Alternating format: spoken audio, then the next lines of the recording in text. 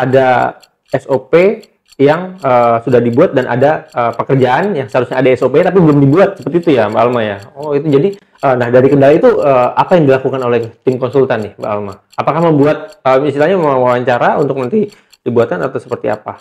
Atau memang seadanya datanya jadinya? Tergantung dari lama project itu berjalan sih sebenarnya. Kalau misalkan memang memungkinkan, kita juga pernah beberapa kali membuatkan SOP dari klien itu sendiri. Ada juga yang dibuat seadanya seperti itu. Jadi tergantung mengurangi dari penilaian tentunya ya, jadinya. benar. Jadi untuk Sobat BLBD, jadi memang kita pernah membuat SOP tersendiri, tapi itu di beda project ya Mbak ya. Jadi bukan di project tata kelola. Jadi karena SOP itu sangat banyak ya dalam satu PT itu SOP sangat banyak, sehingga jika nanti kita mengerjakan secara bersama itu akan istilahnya tidak cukup waktunya. Sedangkan hanya beberapa bulan saja kan itu ya, tidak sampai 1 tahun kan pengerjaan tata kelola, seperti itu sangat lama. Nah sehingga untuk proyek tata kelola dan juga proyek SOP itu dibedakan gitu. Jadi ada diversifikasi proyeknya seperti itu teman-teman Sobat BLUD, seperti itu. Nah itu terkait SOP ya. Nah, selain SOP mungkin apakah pernah bertemu kendala lagi, misalkan seperti ada perbedaan di SDM mungkin satu dengan satu dokumen dengan dokumen lain, misalkan kalau tata kelola kan dengan dokumen Renstra ya nanti kesesuaiannya. Kemudian di dokumen yang lain juga ada istilahnya itu daftar pelayanan kalau tidak salah, atau list pelayanan ya. Nah di situ kan harus ada kesesuaian tuh. Nah, apakah pernah menemui kendala tersebut juga atau seperti apa? Mungkin dari Mbak Alma. Biasanya kendalanya itu juga ada di daftar pelayanannya. Terkadang yang disebutkan di dalam dokumen tata kelola itu berbeda dengan yang ada di SPM seperti itu. Jadi biasanya ya yang di tata kelola itu ada 3, tapi yang ada di SPM itu ada 5 seperti itu. Jadi itu nanti sebenarnya perlu konfirmasi lagi ke pihak kliennya saja. Kalau untuk urusan yang daftar pelayanan. Selain itu juga biasanya kita memiliki kendala di SDM seperti itu. Berarti daftar SDM-nya gitu ya? Ya, daftar SDM-nya itu kadang berbeda gitu. Ya, jadi memang kan saya juga menyusun Renstra ya Mbak ya. Jadi memang saya koordinasi dengan Mbak Alma dengan Mbak Sani juga. Jadi ketika saya memiliki data Renstra di Pokja ya, Pokja Renstra ya. Jadi di Pokja Renstra dan Mbak Alma dan Mbak Sani di Pokja Tata Kelola. Jadi ketika kita melakukan istilahnya itu penyamaan data ya, sinkronisasi antara dokumen Renstra dan juga dokumen tata kelola itu ternyata ada perbedaan gitu data yang diberikan oleh klien seperti itu, sehingga kita perlu istilahnya konfirmasi kembali. Nah, tapi konfirmasi kembalinya memang bersamaan ya waktu itu ya Mbak Alma dan Mbak Sani ya. Nah, jadi memang berkesesuaian istilahnya. Dokumen ini kan sangat berkesesuaian dengan dokumen satu dengan dokumen lain seperti itu ya. Sebagaimana kita tahu bahwa dokumen tata kelola itu dia merupakan seperti induk untuk dokumen lain. Artinya adalah dokumen tata kelola ini nanti akan dijelaskan lagi. SOP itu nanti akan disinggung kembali di dalam dokumen SPM, meskipun hanya bentuknya sudah dijelaskan di dalam dokumen tata kelola, tapi di sana disebutkan bahwa ada SOP dijelaskan di tata kelola. Kemudian nanti akan ada prosedur kerjanya di SPM seperti itu. Nah, itu merupakan penjelasan dari pelayanan yang ada di tata kelola seperti itu. Kemudian yang Renstra ini dia juga akan menjelaskan bagaimana potensi analisis bisnis dari pelayanan-pelayanan yang ada di dalam dokumen tata kelola seperti itu. Nah, kesinambungannya seperti itu. Dan akan dijelaskan untuk realisasi bagaimana kondisi keuangannya di dalam dokumen laporan keuangan. Nah, oleh karena itu kalau bisa digambarkan tuh tata kelola sebenarnya merupakan sentral ya. Sentral nanti dia akan dijelaskan lagi oleh di sini ada Renstra, meskipun Renstra nanti akan sangat besar ya karena dia 5 tahun berjalan. Kemudian di SPM akan menjelaskan bagaimana sih standarnya itu, dan juga di laporan keuangan bagaimana kondisi realisasinya. Nah, kalau kita bicara tata kelola, di situ juga ada daftar SDM ya kalau tidak salah ya. Daftar SDM tadi juga sudah disinggung. Nah, terkait SDM ini kan ada ANJAP ya kalau tidak salah Mbak Alma ya. Mungkin bisa dijelaskan nih terkait apa sih kendalanya di situ? Untuk yang SDM itu kan nanti akan menjelaskan juga terkait dengan analisis jabatannya itu seperti apa. Kemudian nanti dijelaskan juga terkait analisis jabatan, analisis beban kerjanya, Nah, biasanya yang kendala yang kita alami selama penyusunan dokumen selama ini itu ada di bagian analisis jabatan dan analisis beban kerjanya seperti itu. Jabatan Jadi, dan beban kerja. iya, jadi dari UPT-nya itu tidak memiliki anjab seperti itu. Jadi kita tidak bisa memasukkan anjab yang mereka punya itu di dokumen tata kelola itu sendiri. Kemudian juga ada kasus mereka memiliki anjab, tapi apa ya bahasanya? Penulisan yang ada di anjab dan juga di strukturnya itu berbeda, jadi tidak bisa dilakukan analisis seperti itu. Penulisan nama jabatan atau apanya? Iya, penulisan nama jabatannya. Oh, jadi di anjabnya misalkan menyebutkan mungkin kalau kepala sama KTU mungkin ada ya sama ya. Misalkan teknis, misalkan nama teknis, misalkan teknis untuk pengelolaan limbah misalkan. Nah, di anjabnya mungkin namanya berbeda dengan yang ada ditulis di SOTK-nya di tata kelola mereka seperti itu ya. Dan kendalanya juga dari pihak UPT-nya itu tidak paham isi dari analisis jabatannya itu. Oh, karena belum dibuat anjabnya atau seperti apa? Sudah dibuat, tapi karena perbedaan penyebutan itu dan dari pihak UPT-nya juga tidak mengerti yang ada di anjab itu masuk ke dalam struktur yang mana seperti itu.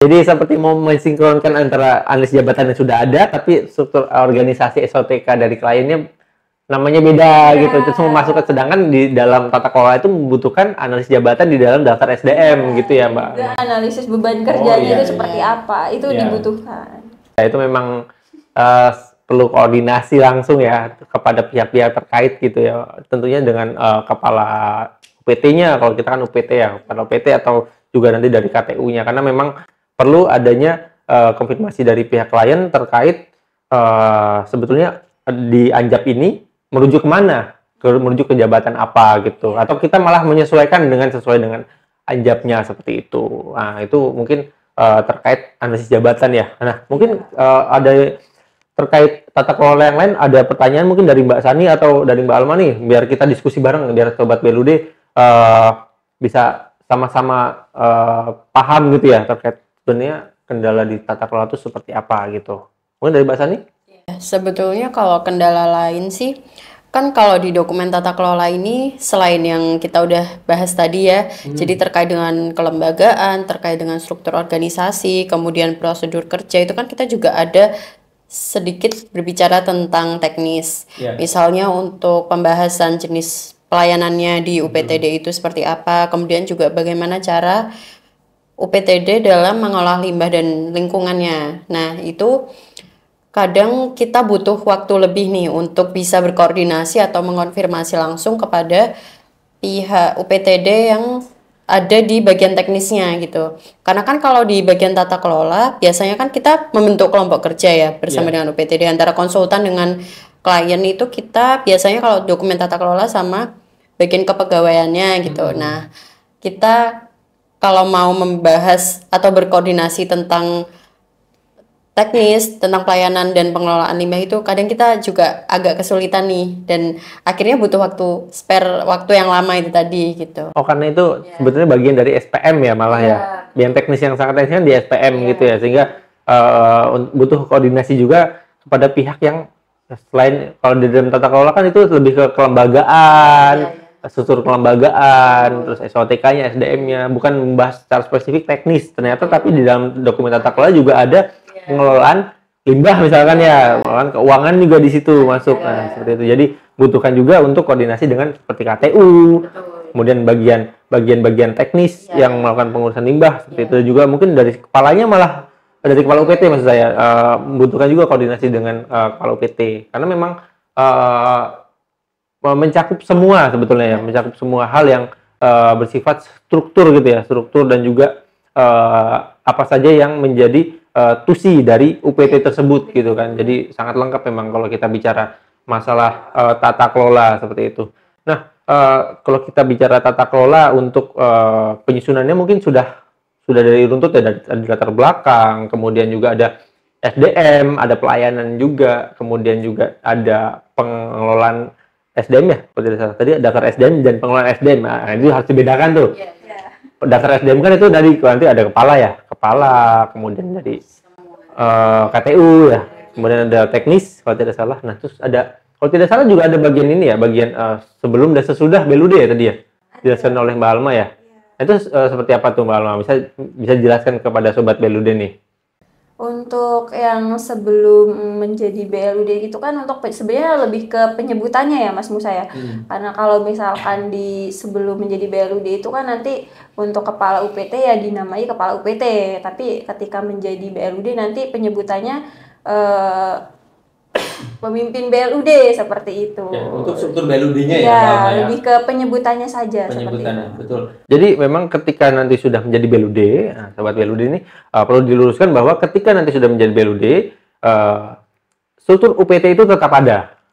Tidak tergantikan dengan struktur BLUD. Jadi struktur UPT sesuai dengan pembentukan, di situ ada kepala, ada KTU, ada fungsional, teknis dan sebagainya, itu tetap ada. Kemudian struktur BLUD itu tetap ada meskipun dia tidak merubah ya istilahnya. Dia tidak merubah struktur UPT tersebut gitu. Jadi istilahnya memang seperti ada dua struktur. Nah, karena kenapa ada dua struktur? Karena memang yang dikelola uangnya berbeda seperti itu. Mbak Alma Mbak Sani mungkin sudah paham juga ya. Jadi kalau UPT itu mengelolanya nanti APBD ya. Seperti itu APBD dengan struktur APBD dan lain sebagainya.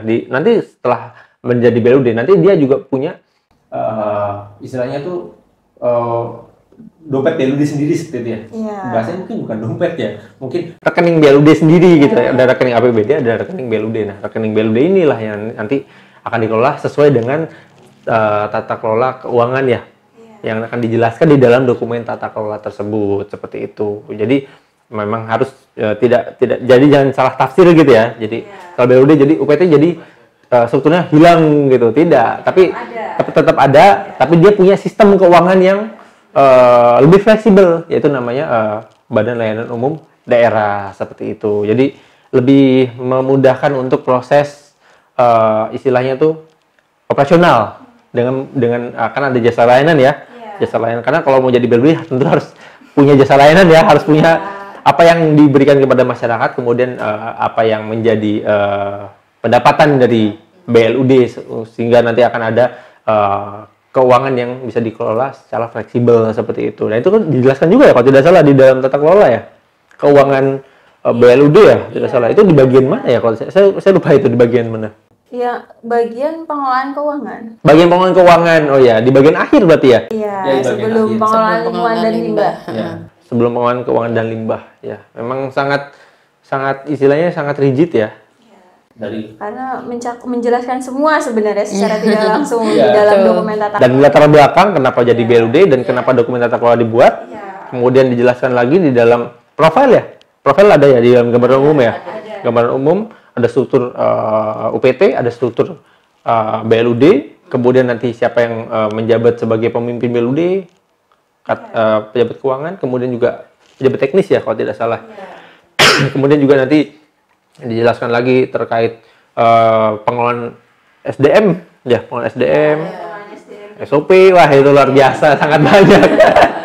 Itu berarti kalau Mbak Alma sama Mbak Sani biasanya nyusun berarti sampai 100 halaman ya. Kalau misalkan kita katakan idealnya gitu, ideal berarti bisa sampai 100-an halaman ya kalau seperti itu. Kalau misalnya sama lampiran bisa lebih dari itu. Lebih dari itu. Iya. Wow, Karena luar biasa. lampiran SOP itu kalau misalkan berdasarkan pengalaman kita itu bahkan SOP-nya itu ada yang lebih dari 400. Saya pikir Rensa sudah sangat tebal ya. Ada lebih tebal. Ada saingannya. tebal. Wah, luar biasa. Ya, kalau terkait tata kelola memang sangat menarik. Tidak akan ada habisnya seperti itu untuk kita bahas karena memang menjadi salah satu syarat ya, kita kembali lagi menjadi salah satu syarat untuk dokumen administratif. Dan penilaiannya juga cukup signifikan ya dari hasil penilaiannya itu. Nah, mungkin kalau kita bahas dokumen yang lain sangat panjang, jadi akan kita bahas nanti dengan bareng-bareng lagi ya mungkin ya dengan pekerja dari ASPM, Laporan Keuangan dan juga Rensa. Mungkin saya sendiri Rensa seperti itu. Hostnya sendiri, pembicaranya sendiri. Terima kasih Mbak Alma sudah bisa hadir. Terima kasih Mbak Sani. Ya, mungkin nanti kita akan ketemu lagi karena kita bahas koordinasi seperti itu. Terima kasih juga kepada Sobat BLUD yang sudah senantiasa setia untuk menemani kita di podcast-podcast seputar BLUD, diskusi BLUD.